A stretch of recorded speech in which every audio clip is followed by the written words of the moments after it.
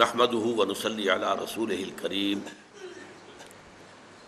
اما بعد فاعوذ بالله من الشیطان الرجیم بسم اللہ الرحمن الرحیم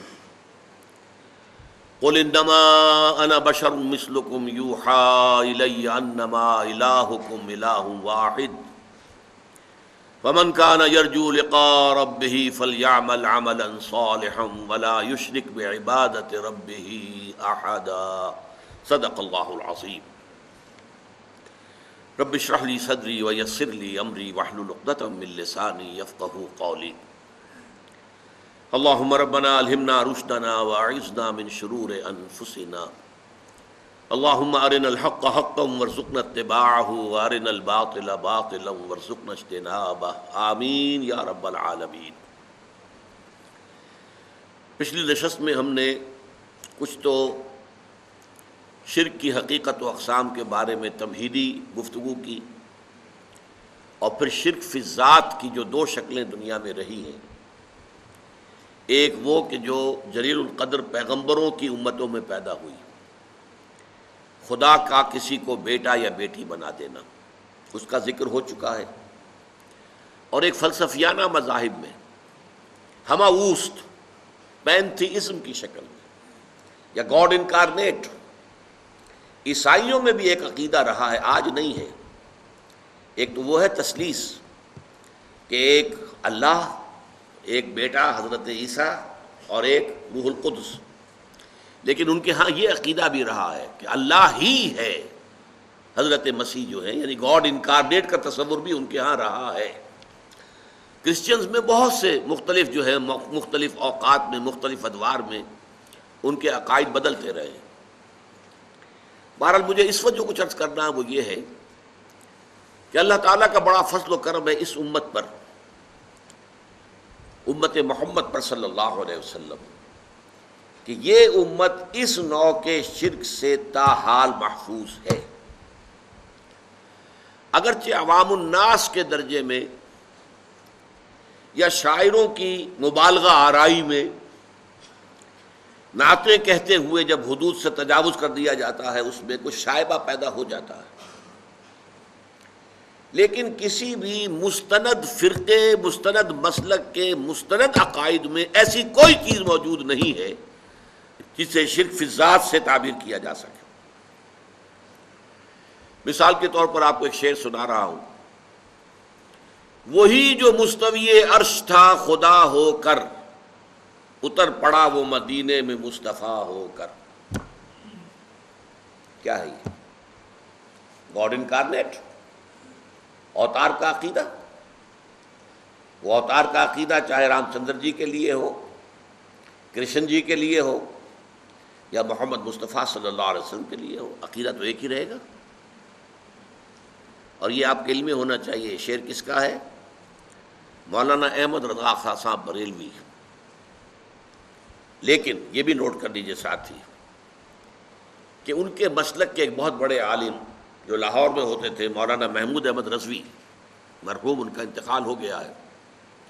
روزنامہ پاکستان میں ایک دفعہ ایک فورم میں بعض لوگوں نے یہ مسئلہ چھیڑ دیا کہ مولانا احمد رضا خان صاحب بریلوی، انہوں نے تو یہ شعر کہا ہے، وہی جو مستوی عرش تھا خدا ہو کر، اتر پڑا وہ مدینے میں مصطفیٰ ہو کر۔ تو مولانا محمود احمد رضوی صاحب نے فرمایا کہ اس پر ہمارا عقیدہ نہیں ہے، یہ ہمارے عقیدے میں شامل نہیں ہے۔ انہوں نے اعلان برات کیا۔ تو اصل میں یہ وہی شاعرانہ مبالغہ آمیزی ہے۔ قرآن مجید میں سورہ شعراء میں یہ بات کہی گئی ہے کہ شعراء جو ہیں والشعراء یتبعہم الغاوون الم تر انہم فی کل واد یہیمون، وہ ہر وادی میں چکر لگاتے ہیں، خیالات میں دور سے دور نکل جائیں گے۔ مبالغہ آمیزی اگر نہ ہو تو پھر شعر کے اندر تاثیر نہیں ہوتی۔ اسی طریقے سے ایک شعر ہے، مدینے کی مسجد میں ممبر کے اوپر بغیر عین کا ایک عرب ہم نے دیکھا۔ بغیر عین کا عرب کیا ہوا؟ عرب میں سے عین نکال دے کیا رہ گیا؟ رب۔ رب کون ہے؟ اللہ۔ بغیر عین کا ایک عرب، معاذ اللہ ثم معاذ اللہ ثم معاذ اللہ۔ یا ایک اور لفظ ہمارے یہاں استعمال ہوتا ہے کہ وہم پیدا کرنے کے لیے، ایہام جس کو کہتے ہیں۔ احمد بے میم، احمد بے میم، احمد میں سے میم نکال دیں گے کیا بچے گا؟ بتائیے۔ احد، قل هو اللہ احد اللہ الصمد لم یلد ولم یولد۔ تو اس طرح کی باتیں شاعری میں، عوام میں، واعظوں میں، نعت گو لوگوں میں، یہ ان کے ہاں تو اس طرح کی چیزیں آپ کو مل جائیں گی، لیکن یہ کہ خدا کے فضل و کرم سے یہ امت تاحال اس سے بحیثیت مجموعی محفوظ ہے، اور کسی بھی مستند فرقے کے مستند عقائد میں ایسی کوئی شے موجود نہیں ہے کہ جسے شرک فی ذات قرار دیا جا سکے۔ اس کی وجہ کیا ہے؟ اس کی وجہ یہ ہے، ایک اسپیشل پروٹیکشن ہے جو اللہ نے دی ہے۔ یہ امت آخری امت ہے۔ حضور نے فرمایا انا آخر المرسلین وانتم آخر الامم، میں آخری رسول ہوں اور تم آخری امت۔ اس امت میں فساد ہو جائے بحیثیت مجموعی تو اس کا علاج کون کرے گا؟ آ کر اب کوئی نبی تو آنے والا نہیں ہے، لا نبی بعدی، انا خاتم النبیین لا نبی بعدی۔ تو اللہ تعالیٰ نے پروٹیکشن دی ہے خاص، محمد الرسول اللہ کی ذات گرامی کو پروٹیکشن دی ہے۔ حالانکہ نوٹ کیجئے، یہ میں دعوے سے کہتا ہوں، جتنی محبت، جتنی عقیدت امت محمد کو حضرت محمد کے ساتھ ہے اور رہی ہے، اس کا عشر عشیر بھی نہیں ہے، 100واں حصہ بھی نہیں ہے کہ جو محبت عیسائیوں کو حضرت عیسیٰ سے رہی ہو۔ حضرت عیسیٰ کو خدا کا بیٹا بنا دیا، حضور کو تو کسی نے نہیں بنایا، کسی نے نہیں کہا، معاذ اللہ۔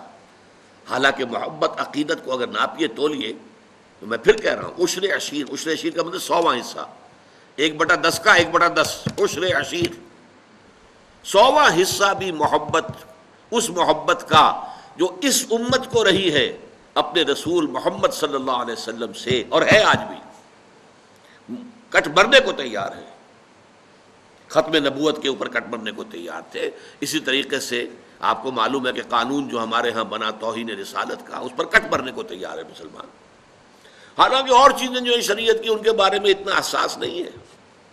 اب سودی کا معاملہ جو ہو رہا ہے، لیکن اس کے بارے میں کوئی خاص عوام کو کوئی احساس نہیں ہے، لیکن ذرا سا ارادہ تو کر کے حکومت دیکھے، توہین رسالت کا قانون اگر ختم کریں گے تو ایک ہنگامہ شروع ہو جائے۔ عیسائیوں کو تو اتنی کوئی عقیدت تھی نہیں، لیکن خدا کا بیٹا بنا دیا۔ اس سے بھی آگے کا کنٹراسٹ آپ کو بتا رہا ہوں۔ حضرت علی کون ہے رضی اللہ تعالی عنہ؟ حضور کے امتی۔ امتی کا اور نبی کا کیا ریشو پروپورشن ہوا؟ کوئی نسبت بنتی نہیں نا۔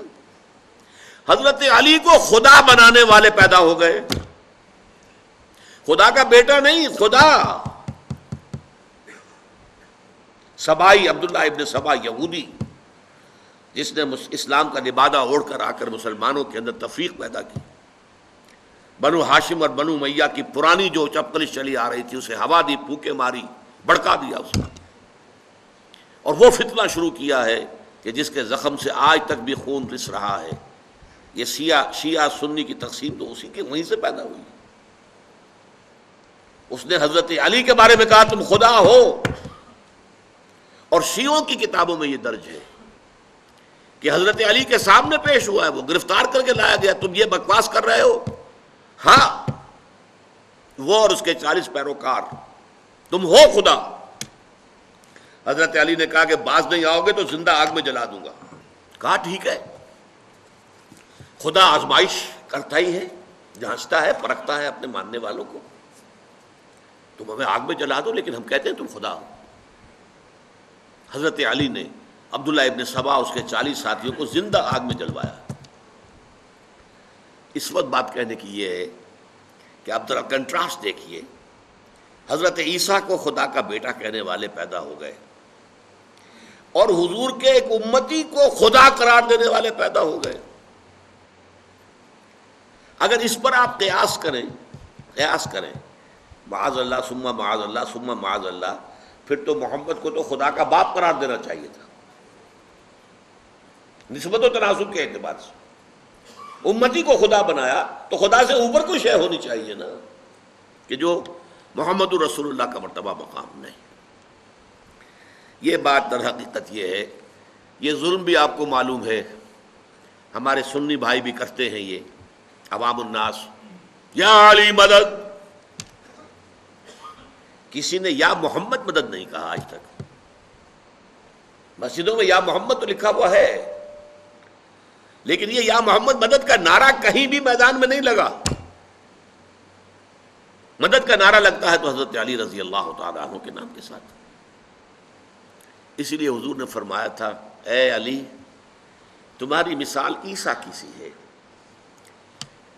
عیسیٰ کے بارے میں لوگ دو انتہاؤں میں مبتلا ہو گئے. محبت اور عقیدت میں غلو کرنے والوں نے انہیں خدا کا بیٹا بنا دیا، اور ان سے دشمنی اور عداوت رکھنے والوں نے انہیں کافر اور مرتد قرار دے دیا. اسی طرح تمہارے معاملات بھی ہوں گے.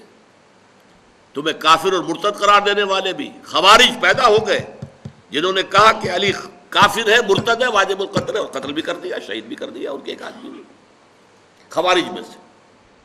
اور دوسری طرف انہیں خدا کہنے والے بھی پیدا ہو گئے.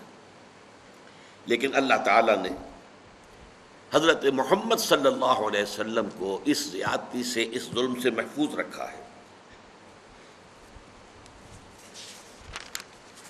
اس کا ایک ذریعہ بھی اللہ نے اختیار کیا. اللہ تعالیٰ کی قدرت اپنی جگہ پر ہے، بغیر کسی ذریعے کے، بغیر کسی سبب کے جو چاہے کر سکتا ہے. لیکن یہ دنیا عالم اسباب ہے. یہ تحفظ کیسے ملا محمد الرسول اللہ صلی اللہ علیہ وسلم کو؟ اس نوع کے شرک سے اللہ نے کیسے محفوظ رکھا ہے کہ آپ کی ذات کے ساتھ ایسی کوئی بات جو ہے وہ منسوب نہیں کی جا سکی. پہلی بات یہ، قرآن مجید میں آپ کی بشریت کو بہت نمایاں کیا گیا کہ آپ بشر ہیں. سورہ بنی اسرائیل میں آتا ہے کہ مکے کے جو سردار تھے قریش کافر، انہوں نے کہا کہ اچھا یہ ہمیں کر کے دکھا دو، یہ معجزے دکھا دو، تمہارے لیے ایک محل تیار ہو جائے فوراً دیکھتے ہی دیکھتے، ایک باغ ہو یہاں پر مکے کی سنگلاخ زمین میں بے آب و گیا وادی کے اندر، کھجوروں کا انگوروں کا باغ ہو اور اس میں چشمہ بھی بہہ رہا ہو، یہ کر کے دکھا دو. آسمان پہ چڑھ کے دکھا دو، آسمان کا کوئی ٹکڑا ہم پر گرا کے دکھا دو، کچھ تو کر کے دکھاؤ نا تاکہ ہم تمہیں مانیں کہ تم اللہ کے رسول ہو.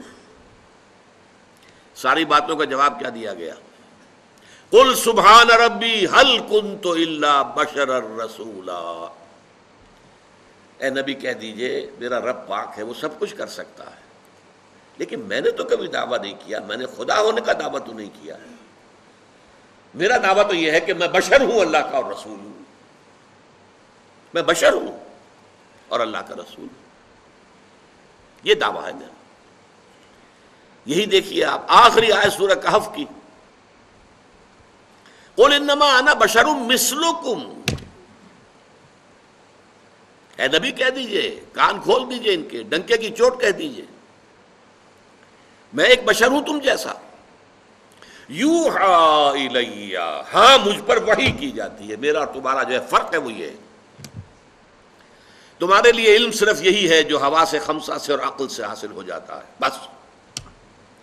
میرے پاس ایک اور ذریعہ علم ہے، وہ وحی کا ہے. یوحا الی، میں ہوں تو بشر تم جیسا. قل انما انا بشر مثلکم یوحا الی، مجھ پر وحی کی جاتی ہے. انما الہکم الہ واحد، کہ تمہارا الہ تو بس ایک ہی الہ ہے، ایک ہی معبود ہے جو تنہا ہے، اکیلا ہے. تو بشریت کو نمایاں کرنا حضور صلی اللہ علیہ وسلم کی قرآن مجید میں جو بار بار آتا ہے، یہ ایک ذریعہ بن گیا کہ وہ تصورات دوسرے جو ہیں وہ لا کر شامل نہ کیے جا سکیں. اس معاملے میں سورہ تغابن کی 2 آیات جو بڑی اہم ہیں. وہاں فرمایا گیا ہے کہ پچھلی جو قومیں آئیں جن کے پاس رسول آئے، جب رسول ان کے پاس آئے اور وہ انہوں نے کفر کیا تو کیا کہا انہوں نے؟ اب بشر یہدوننا فکفروا وتولوا واستغنى اللہ. کیا بشر ہمیں ہدایت دیں گے؟ ہمیں ہدایت دینے کے لیے فرشتہ آتا تو ہم مان لیتے، یہ تو ہمارے جیسا بشر ہے. اس کے بھی 2 ہاتھ، ہمارے بھی 2 ہاتھ، اس کے بھی 2 آنکھیں، ہماری بھی 2 آنکھیں، اس کو بھی پیٹ لگا ہوا ہے، کھانے کو مانگتا ہے، ہمارا بھی پیٹ ہے، کھانے کو مانگتا ہے، یہ بھی بازاروں میں گھومتا پھرتا ہے، مال ھذا الرسول یمشی فی الاسواق ویاکل الطعام، کھانا کھاتا ہے، بازاروں میں گھومتا ہے، تو یہ رسول کیسے ہو سکتا؟ اب دیکھیے یہی ایک بیماری ہے جس کا ریورس بعد میں آیا. بیماری ایک ہی ہے، ظہور مختلف شکلوں میں ہوتا ہے، سمپٹمز مختلف ہیں. ان کافروں نے یہ کہہ کر رسول ماننے سے انکار کر دیا کہ یہ تو بشر ہے، رسول کیسے ہو سکتے ہیں. اور بعد میں امتوں میں جب گمراہی آئی، جنہوں نے رسول مان لیا انہوں نے بشریت کا انکار کر دیا. یہ رسول ہے، بشر کیسے ہو سکتے ہیں؟ بیماری ایک ہی ہے، ظہور دو شکلوں میں ہو رہا ہے.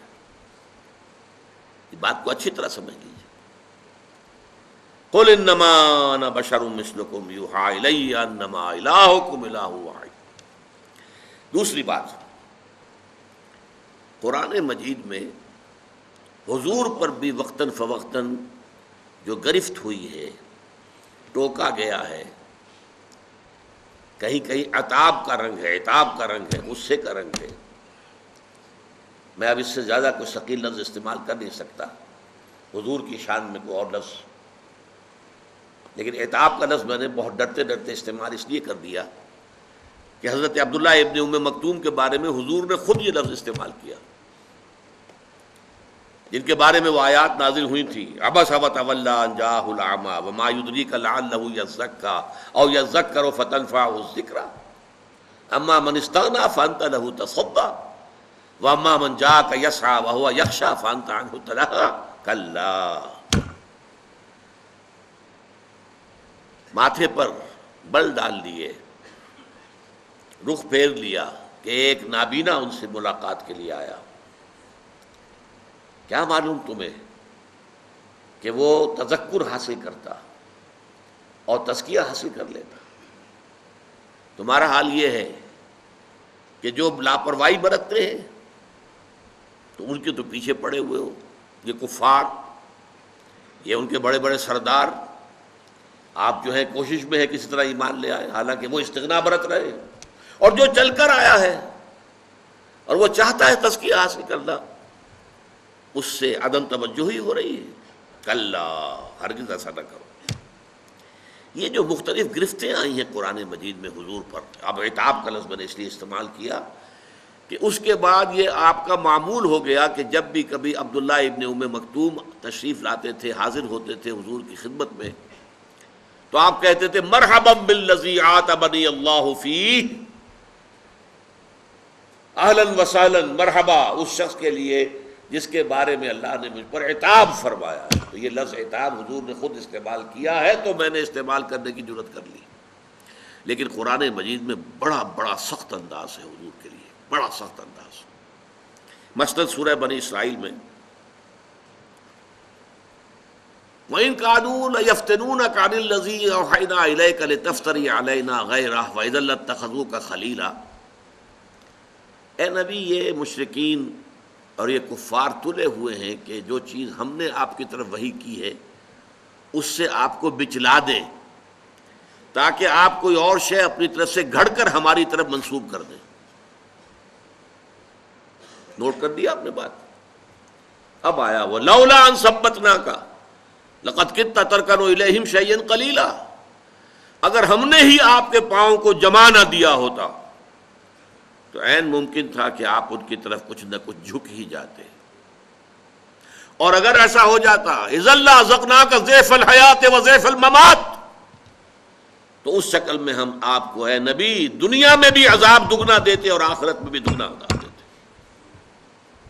ثم لا تجد لك علینا نصیرا، اور پھر آپ ہمارے مقابلے میں کسی کو اپنا مددگار نہ پاتے، کوئی آپ کو ہماری پکڑ سے، ہماری سزا سے بچا نہ سکتا.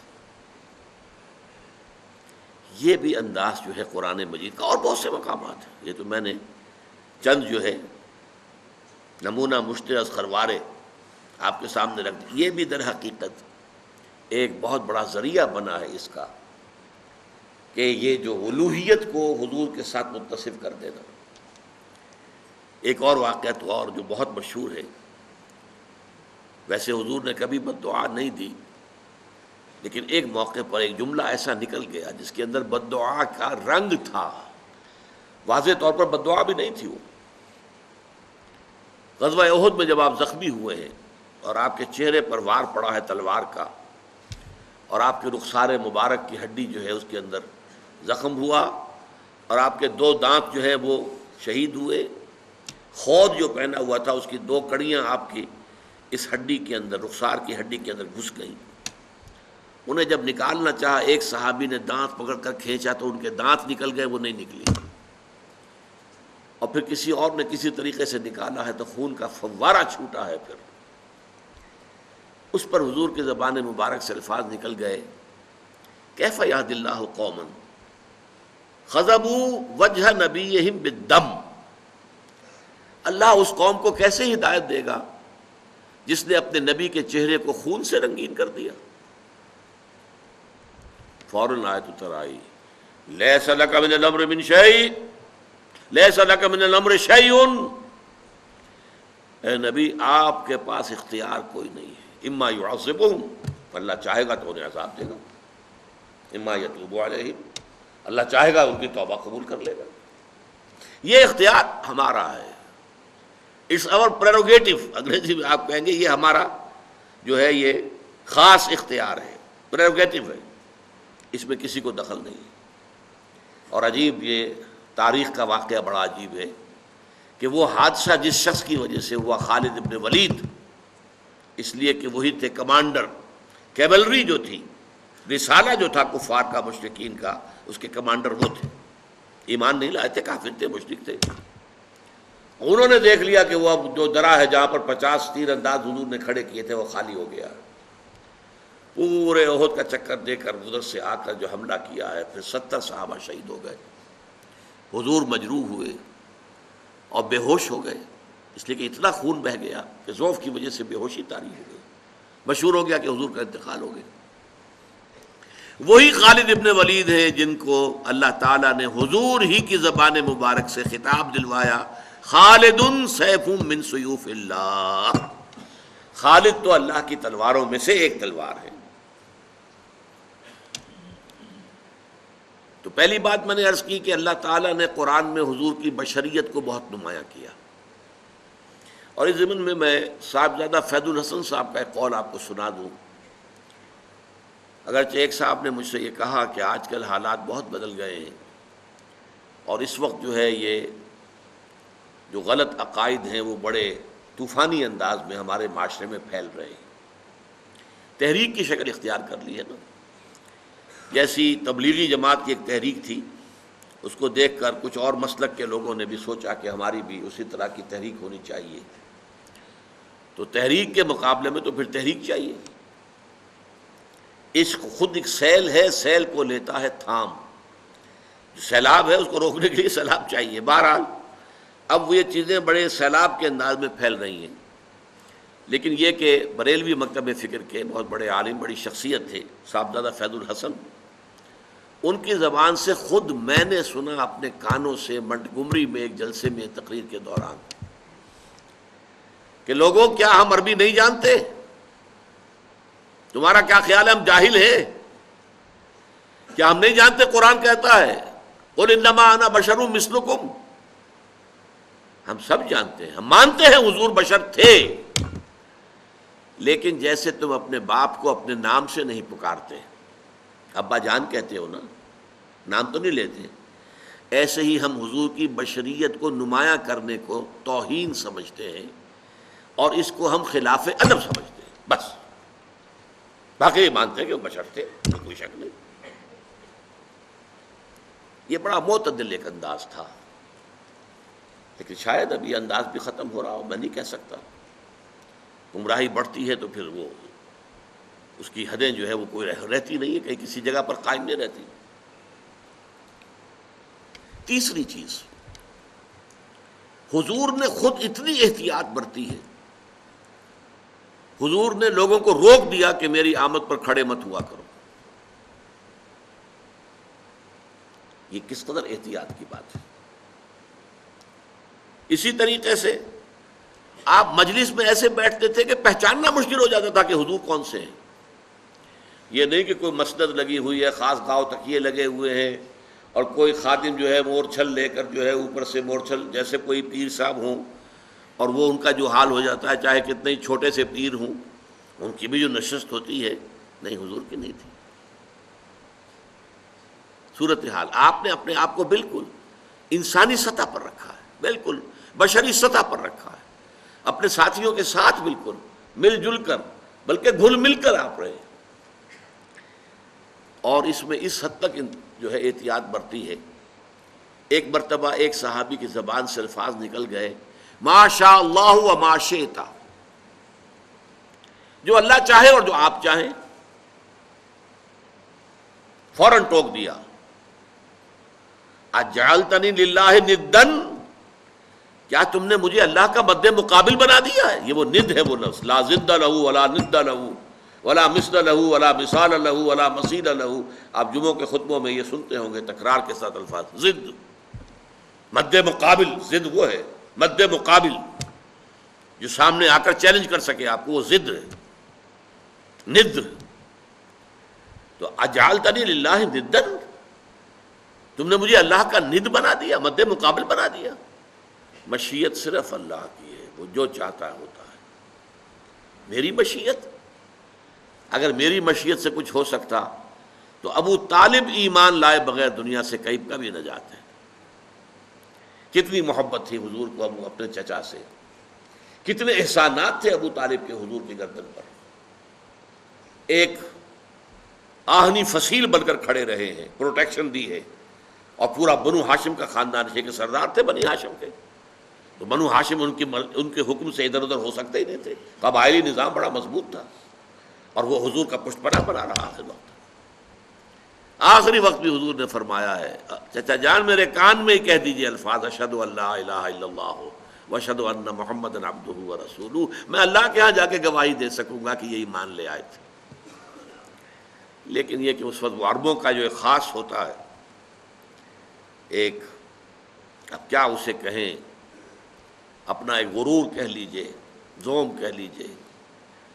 کہتے کیا ہیں کہ بھتیجے مجھے خوب معلوم ہے کہ تیرے دین سے بہتر کوئی دین نہیں ہے، لیکن میں یہ نہیں چاہتا کہ عرب کی عورتیں تانا دیں کہ ابو طالب جو ہے موت سے ڈر کر ایمان لے آیا. اب موت میرے سرانے کھڑی ہے، میں اس وجہ سے اس وقت تو ایمان نہیں لاؤں گا. یہ لیکن بہرحال حضور کی مشیت پر معاملہ اگر طے ہوتا تو ابو طالب اس دنیا سے بغیر ایمان لائے رخصت نہ ہوتے. تاہم ایسا بھی نہیں ہے، یہ بھی ذرا میرا ایک نوٹ آف کوشن جو ہے نوٹ کر لیجئے.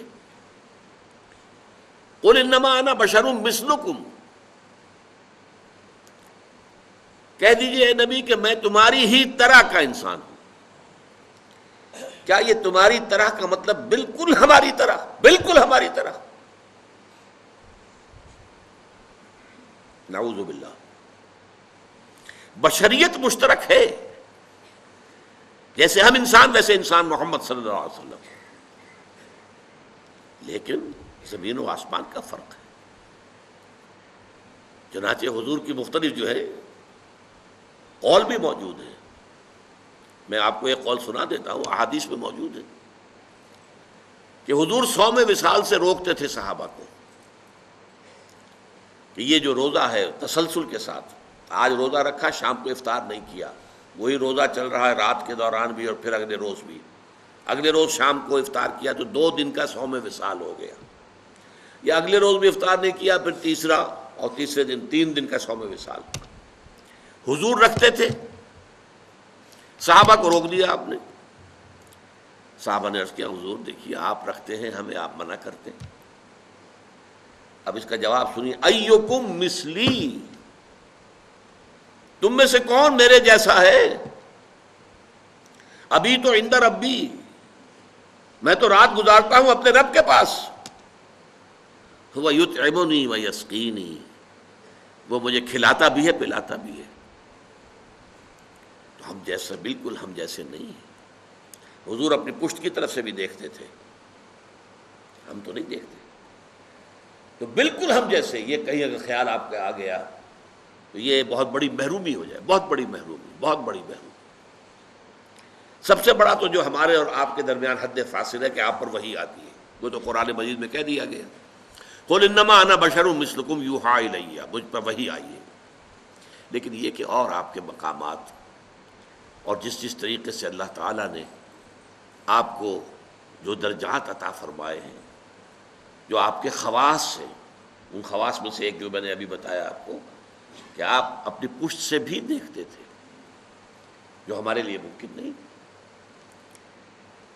ایک مسئلہ اس میں ذرا اور ٹیڑھا ہے، میں وہ بھی حل کر دینا چاہتا ہوں۔ چونکہ بشریت کا معاملہ آ گیا ہے تو ہمارے ہاں عوامی سطح پر یہ بڑی بحث ہے کہ حضور نور ہیں یا بشر ہیں۔ صاحبزادہ فیض الحسن صاحب کی بات آپ کو میں سنا چکا ہوں کہ ہم مانتے ہیں کہ کیا جانتے ہم جاہل ہیں، ہم نے قرآن نہیں پڑھا، ہم عربی نہیں جانتے، ہم جانتے ہیں آپ بشر تھے، لیکن آپ کی بشریت کو نمایاں کرنے کو ہم آپ کے خلاف سوء ادب سمجھتے ہیں۔ لیکن جب مسئلہ بن جائے کہ آپ بشر نہیں تھے نور تھے، یا نور نہیں تھے بشر تھے، یہ دونوں سٹیٹمنٹس ایکولی رانگ ہیں۔ آپ بشر تھے نور نہیں تھے یہ بھی غلط، آپ نور تھے بشر نہیں تھے یہ بھی غلط۔ حقیقت کیا ہے؟ دیکھیے حقیقت یہ ہے، ہر انسان کے اندر ایک نور ہے۔ وہ نور کیا ہے؟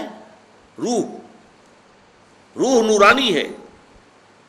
اقبال نے بہت خوبصورت شعر کہا ہے، نقطۂ نوری کے نام او خودی، اسی سے ہے یہ سیلف، میں، انا، یہ در حقیقت اسی روح کا ظہور ہے۔ نقطۂ نوری کے نام او خودی، زیر خاک ما شرار زندگی، میرا وجود خاکی ہے لیکن اس میں یہ نور بھی ہے۔ مغربی فلاسفہ بھی کہتے ہیں دی ڈیوائن اسپارک، انسان کے اندر ایک شعلہ ملکوتی ہے، خدائی، یہ نور ہم میں سے ہر ایک میں ہے۔ لیکن نور کا فرق ہے، جیسے سورہ حدید اور سورہ تحریم دونوں میں آیا ہے، قیامت کے دن ہر مومن کو نور عطا کیا جائے گا، جس کی روشنی میں وہ پل صراط کا جو مشکل مرحلہ ہے وہ طے کر لیں گے۔ لیکن وہ اپنی کوانٹیٹیو اعتبار سے اس کے درجات اتنے مختلف ہوں گے، حضور نے فرمایا کسی کو تو نور ایسا ملے گا کہ مدینے سے اس کی روشنی صنعاء تک جا پہنچے گی، یمن۔ میں جب بھی یہ حدیث بیان کرتا ہوں میرے ذہن میں آتا ہے ابو بکر صدیق کا نور اس درجے کا ہوگا، خود حضور کا تو اس سے بھی بہت بلند ہوگا، لیکن مخلوق میں سے، امت میں سے حضرت ابو بکر کا نور اس درجے کا ہوگا۔ اور کسی کا نور اتنا ہوگا کہ صرف قدموں کے سامنے روشنی ہو جائے گی، جیسے ٹارچ کی روشنی ہوتی ہے۔ اور یہ بھی بڑا خوش قسمت ہوگا کہ ٹارچ اگر مل جائے تب بھی آدمی راستہ تو چل پڑتا ہے نا، گڑھا تو نظر آ جاتا ہے، گڑھے سے بچ جائے گا، سانپ کے بل سے تو بچ جائے گا، یہ سانپ کا بل ہے اس سے بچ کر نکلے، لہذا وہ بھی بہت بڑا خوش قسمت ہوگا۔ منافقین وہ ہوں گے جن کو سرے سے کوئی نور نہیں ملے گا۔ تو یہی تفاوت ہے ہمارے نور میں، جو میرے اندر نور ہے آپ کے اندر نور ہے، ہم میں سے کسی میں زیادہ ہے کسی میں کم ہے۔ محمد عربی کا وہ نور روحانی آپ کے پورے وجود کے اوپر غالب ہے، مستولی ہے، چھایا ہوا ہے۔ اسی حقیقت کو آپ نے اس طرح بیان فرمایا کہ آپ نے ایک مرتبہ فرمایا کہ ہر انسان کے ساتھ ایک شیطان ہے۔ کسی نے پوچھ لیا جرت کر کے حضور آپ کے ساتھ بھی ہے؟ فرمایا ہاں ہے، لیکن میں نے اسے مسلمان کر دیا ہے تو صحیح۔ حضور کی بشریت بھی ہے، بشریت کے تقاضے بھی ہیں، لیکن آپ کی روحانیت ہے، اور روحانیت کی نورانیت ہے، وہ بشریت کے اوپر روحانیت اتنی غالب آ گئی ہے کہ اسے ہم کہہ سکتے ہیں کہ آپ مجسم نور تھے، لیکن نفی نہیں کی جائے گی، آپ بشر بھی تھے نور بھی تھے۔ آپ بشر بھی تھے، آپ آمنہ اور عبداللہ کی اولاد تھے، بیٹے تھے، آپ عبد المطلب کے پوتے تھے، آپ ہاشمی تھے، قرشی تھے، آپ انسان تھے، آپ کھانا کھاتے تھے، آپ کو تکلیف بھی ہوتی تھی، آپ کے اوپر جادو تک بھی اثر کر جاتا تھا، یہ ہوا ہے۔ بشریت کی نفی کیسے کر دیں گے؟ آپ کے وار پڑا ہے تو خون کا فوارہ چھوٹا ہے، اور خون زیادہ چلا گیا ہے تو آپ بے ہوش بھی ہوئے ہیں، کیسے نفی کر دیں گے؟ لیکن یہ کہ آپ کی نورانیت جو ہے، روح کی نورانیت، روح محمدی، اس کی نورانیت نے اس پورے وجود بشری کو ڈھانپ لیا ہے، اور اس اعتبار سے ہم کہیں کہ آپ نور مجسم تھے تو کوئی غلط نہیں۔ تو آپ نور بھی تھے اور بشر بھی تھے، ان میں سے کسی ایک پہلو کی نفی بھی کرنا میرے نزدیک بہت بڑی غلطی ہے، بلکہ میں اسے گمراہی سے بھی تعبیر کروں گا۔ شرک فی الذات کی بحث تو یہاں ختم ہوئی، اب جو چند منٹ باقی ہیں اس میں شرک فی الصفات کا مسئلہ جو ہے اس کو اصولی طور پر جان لیجئے۔ شرک فی الصفات کا مسئلہ بڑا ٹیڑھا ہے، اس لیے کہ اس میں ایک پیچیدگی ہے۔ پیچیدگی کیا ہے؟ ہماری زبان کی محدودیت ہے کہ ہم وہی لفظ ایڈجیکٹیوز کی حیثیت سے، صفات کی حیثیت سے جو مخلوق کے لیے استعمال کرتے ہیں وہی خالق کے لیے استعمال کرتے ہیں۔ اللہ عالم ہے، علیم ہے، علامہ ہے، ٹھیک، انسانوں میں بھی علیم بھی ہیں، علامہ بھی ہیں، لفظی اشتراک ہو گیا کہ نہیں؟ اللہ کا بھی وجود ہے، ہمارا بھی وجود ہے، اللہ میں بھی قدرت ہے، ہم میں بھی قدرت ہے، اللہ بصیر ہے، ہم بھی بصیر ہیں، اللہ سمیع ہے، ہم بھی سمیع ہیں۔ یہ الفاظ ہمارے مشترک ہیں، لیکن ان کے مفاہیم زمین و آسمان کا فرق ہے۔ جب ایک لفظ اللہ کے لیے بولا جائے گا تو اس کا مفہوم کیا ہوگا، اور جب وہی لفظ مخلوق میں سے کسی کے لیے بولا جائے گا تو اس کا مفہوم کیا ہوگا، زمین و آسمان کا فرق۔ وہ تین ہیں کارڈینل پرنسپلز، ان کو آپ نوٹ کر لیجئے، یاد کر لیجئے، حفظ کر لیجئے۔ اللہ کا وجود ذاتی ہے، کسی اور نے انہیں عطا نہیں کیا ہے۔ مخلوق کا وجود ذاتی نہیں ہے، عطائی ہے، اللہ نے وجود دیا ہے تو ہوا۔ اسی طرح اللہ کی صفت ذاتی ہے، کسی کی عطا کردہ نہیں ہے۔ مخلوق کی صفات عطائی ہیں، اللہ نے عطا کی ہے تو حاصل ہوئی۔ نمبر دو، اللہ کا وجود قدیم ہے، ہمیشہ سے ہمیشہ سے ہمیشہ سے۔ مخلوقات کا وجود حادث ہے، پہلے نہیں تھا پھر ہو گیا۔ اسی طرح اللہ کی صفات بھی قدیم ہیں، ہمیشہ سے ہیں، اور مخلوق کی صفات بھی حادث ہیں، پہلے نہیں تھی پھر ہو گئی۔ اللہ کا وجود لا متناہی ہے، لا متناہی، باؤنڈ لیس، مطلق، بے انتہا، اور مخلوقات کا وجود متناہی ہے، لمیٹڈ ہے، محدود ہے۔ اسی طرح اللہ کی صفت غیر متناہی، باؤنڈ لیس، جبکہ مخلوقات کی صفات متناہی ہیں، محدود ہیں، لمیٹڈ ہیں۔ یہ تین فرق ذہن میں رہنے چاہیے، اگر ان میں ذرا گڑبڑ ہو جاتا ہے تو پھر انسان بے جانے بوجھے، غیر شعوری طور پر، بغیر سمجھے ہوئے نادانی میں شرک میں مبتلا ہو جاتا ہے۔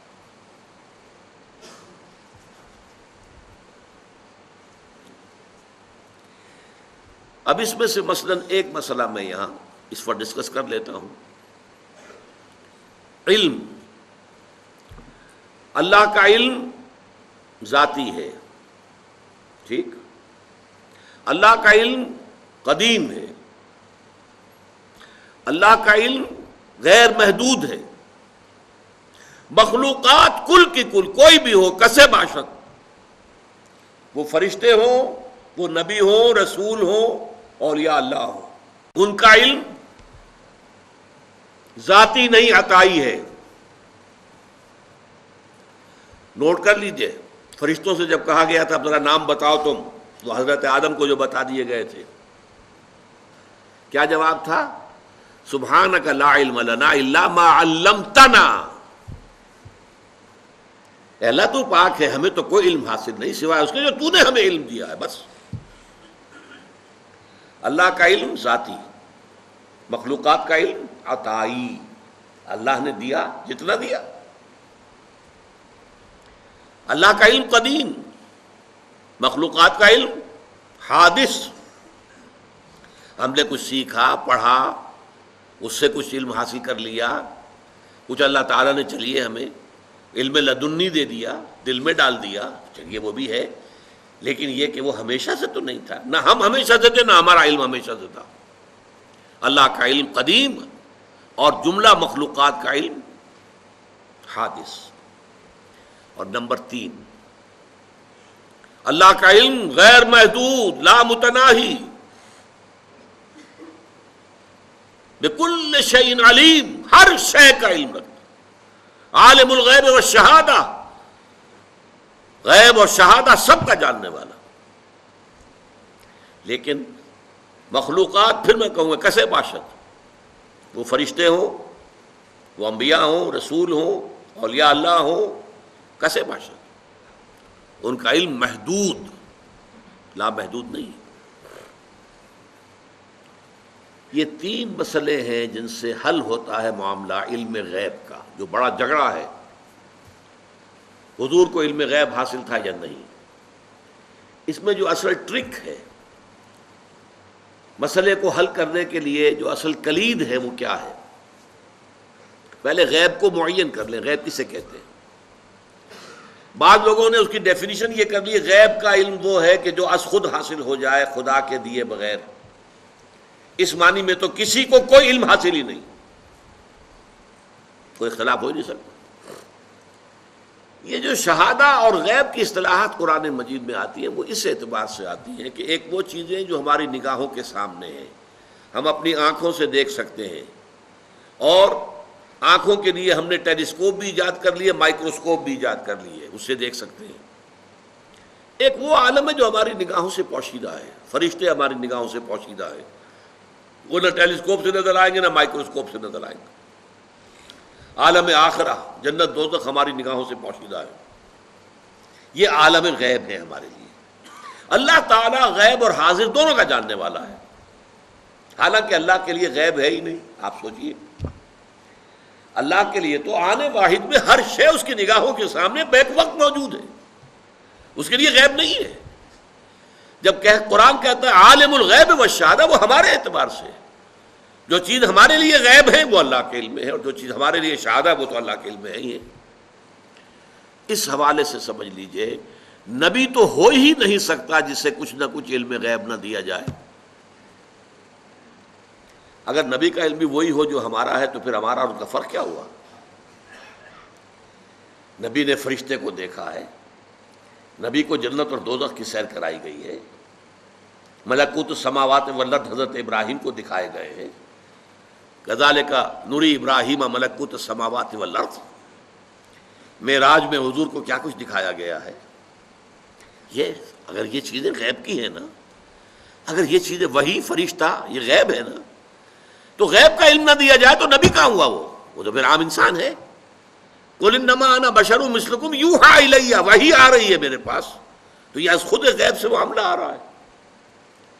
البتہ کل غیب جو ہے وہ اس کی نفی ہو جائے گی، کل غیب نہیں۔ چنانچہ یہ میں نے باقاعدہ ایک بریلوی عالم دین سے گفتگو کی تھی، ابھی میں طالب علم تھا، میڈیکل کالج میں پڑھ رہا تھا، تو انہوں نے جا کے اپنی کتابیں مجھے دکھائیں کہ دیکھیے ہم مانتے ہیں حضور کا علم ذاتی نہیں عطائی ہے، نمبر 1۔ حضور کا علم قدیم نہیں حادث ہے، نمبر 2۔ حضور کا علم لا محدود نہیں محدود ہے۔ تو میں نے کہا پھر میرا تو آپ سے کوئی جھگڑا نہیں ہے، 3 باتیں آپ واقعی مان لیں تو پھر میرا کوئی جھگڑا نہیں، میرا اختلاف تو ختم ہو گیا۔ اب ٹیکنیکل بحث ہے، قرآن مجید میں بھی آیا ہے لا یظہر علی غیبہ الا من ارتضی من رسول، اللہ اپنے غیب کو ظاہر نہیں کرتا مگر اپنے رسولوں میں سے جن کو پسند کرتا ہے ان کو وہ غیب کی خبر دیتا ہے، غیب کی خبریں دیتے ہیں نبی، تبھی تو وہ نبی کہلاتے ہیں۔ تو یہ غیب کا مسئلہ ہمارے ہاں علم غیب کا ہے، وہ بھی اس سے حل ہو جاتا ہے۔ باقی اس مسئلے پر انشاءاللہ اگلے اتوار کو گفتگو ہوگی۔ بارک اللہ لی ولکم فی القرآن العظیم ونفعنی وإیاکم بالآیات والذکر الحکیم۔